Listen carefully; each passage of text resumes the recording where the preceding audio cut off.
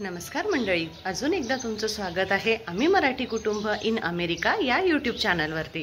तर आज मी आलेली आहे चंद्रपूर इथे आणि हा आजचा व्लॉग असा असणार आहे की जे खूप झाडांचं ज्यांना खूप आवड आहे, घरी झाडं लावायची, त्यांची निगा कशी राखायची, ज्यांना या सगळ्या गोष्टीची खूप आवड आहे त्या रिलेटेडच काही टिप्स आणि काही गोष्टी आज मी या व्लॉगमध्ये दाखवणार आहे। सो मी आता आली आहे चंद्रपूरला माझ्या नंदेकडे आणि त्यांचे जे हस्बंड आहे त्यांना या गोष्टीची प्रचंड आवड आहे की खत घरी कसे तयार करायचे, झाडांची निगा राखायसाठी स्पेशली काय टिप्स आहे। तर एक थोडक्यामध्ये आपण ते जाणून घेऊया। मी दाखवते आता कोणते झाडं सडतात।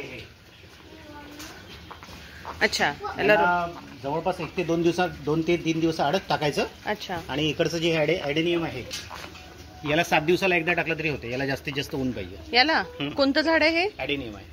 हे लिली सारखं दिसते का? लिली सारखंच फुल असते। अच्छा, चाफा बहुतेक असं दिसते ना? नाही, चाफा नाही आहे। अच्छा, चाफा टाईप आहे पण चाफा नाही आहे। आणि तिकडे जे शेवटचे जे प्लांट्स दिसत आहेत ते ZZ आहे। कोणते? पाण्याची फारशी गरज नाही। ZZ कोणते? शोची आहे, याला फुलं नाही लागत। हे झाड। अच्छा, याला काय ZZ म्हणतात? ZZ प्लांट म्हणतात। अच्छा, याला किती दिवसातून पाणी? यालाही 2-3 दिवस आड पाणी टाकलं तरी चालतं। अच्छा, हे कॅक्टसचा एक प्रकार आहे। अच्छा, याला फुलं लागतात। हां हां हां, आणि काटेरी असल्यामुळे शुष्क भागातले आहेत, त्याच्यामुळे याला पण जास्ती पाण्याची गरज नाही। ओके। काय करतोय रे? प्लांट्सला वॉटर ग्रो होते पाण्याने? मला तर तू सांगितलंच नाही तर कसं माहिती राहील? नाही माहित मला। तुला किती खत द्यायचं त्याचं वेगवेगळं प्रमाण असते? असं नाही आहे, नॉर्मली जसं 1 ते 2 महिने झाले की प्रत्येक झाडाला थोडं थोडं द्यायचं। अच्छा, ज्या झाडांना फुलं खूप लागतात त्याला थोडंसं खताचं प्रमाण जास्ती ठेवायचं। अच्छा, फुलांच्या झाडाला जास्त प्रमाण लागते। ओके। आणि हे काटेरी झाडं वगैरे त्यालाही खत लागते का? थोडंसं, त्याला जास्ती लागत नाही कारण ते तसे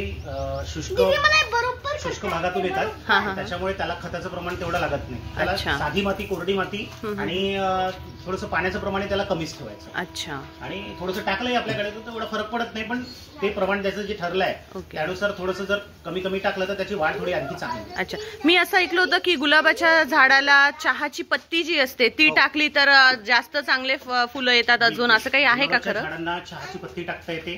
त्यानंतर जे गोडनिंबाचं झाड आहे त्याला ताक जे येतं, जसं आपण घरी तूप वगैरे करतो, जे उरलेलं आंबट पाणी वगैरे आहे ते जर टाकलं तर त्याच्यामध्ये चांगली ग्रोथ होते त्याची।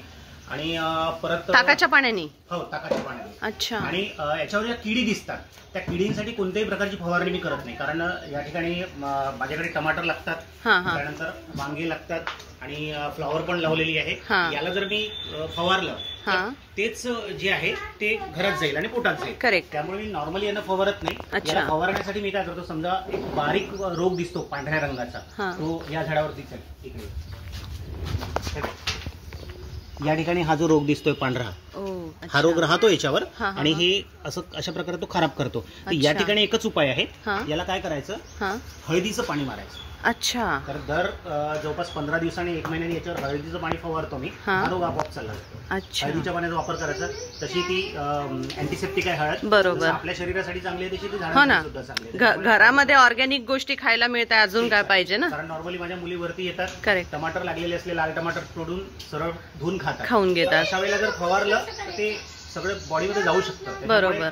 शक्यतोवर फवारायचं घरचं उत्पन्न आहे, थोडंसं कमी झालं तरी काही फरक पडत नाही। बिलकुल बरोबर, न फवारणं कधी बेस्ट आहे। झाडाची निगा वेगळी राखत असेल ना? हो, प्रत्येक झाडांचं खताचं प्रमाण वेगळं आहे, पाण्याचं प्रमाण वेगवेगळं आहे। अच्छा। हे गुलाब जे आहे याला पाण्याची गरज जास्ती असते। अच्छा। आणि थोडीशी सावली पण जास्ती लागते, म्हणूनच थंड प्रदेशामध्ये गुलाबाचं प्रमाण जास्त आहे। नागपूरमध्ये किती डिग्री पर्यंत जाते तरी टेम्परेचर उन्हाळ्याचं मे महिन्यात? 48? पण मग त्याच्यामध्ये हे झाडं राहते का? बापरे बापरे, म्हणून आता रोज पाणी टाकावं लागतं। अच्छा, मी 1 दिवस आड पाणी टाकतो। ओके। कारण आता मार्च मध्येच एवढं गरम आहे।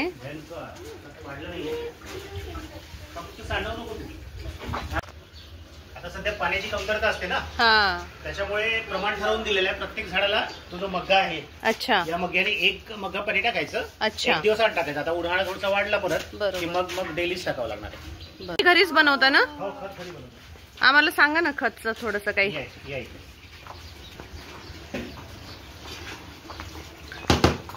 आता या ठिकाणी खत बनत आहे. या ठिकाणी गांडूळ आहे आतमध्ये. अच्छा. आणि हा जसा आपला ग्रीन वेस्ट आहे घरचा, हा ग्रीन वेस्ट या ठिकाणी टाकतो मी. अच्छा. सर्व प्रकारचा घरी जेवढा भाजीपाल्याचा वेस्ट निघतो तो या ठिकाणी टाकायचा.